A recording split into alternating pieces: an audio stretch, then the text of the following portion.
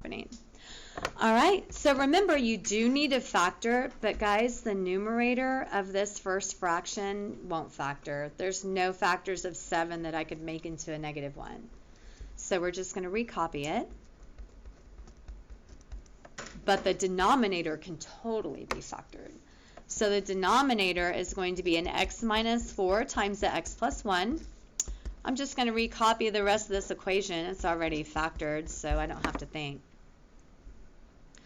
Restrictions. You guys have 2 restrictions. X cannot equal a positive 4 or a -1. All right, y'all. Speaking of the denominator, let's find the LCD.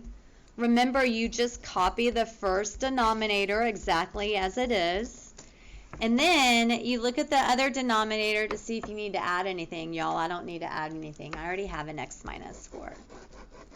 Remember, this time the LCD is what you multiply the whole entire equation by.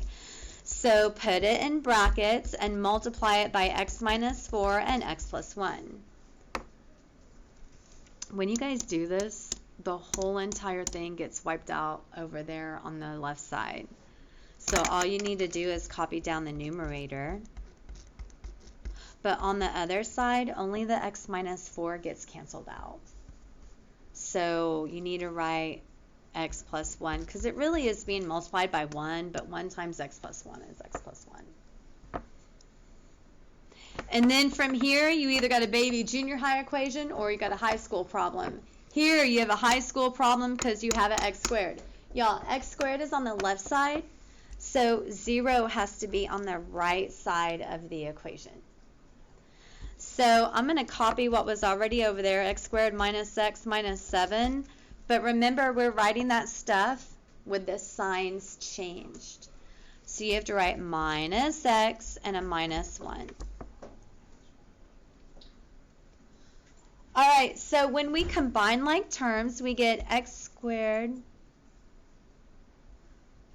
minus 2x minus 8 equals 0. And y'all, that's factorable. So that's going to be x minus 4 and then x plus 2. So x is going to equal, remember it's the opposite. Y'all, x is a positive 4 and a -2. But here's where you start getting bad answers. If you guys notice, that 4 that we got is also a restriction.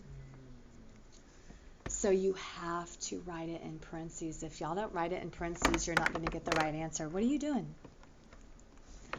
So to get the right answer, your bad answer goes in parentheses. Your good answer, curvy brackets, curvy braces. Should have wrote a 4 here. Make sure you do write a 4 because that was the bad answer. A 4 and then a -2 in brackets.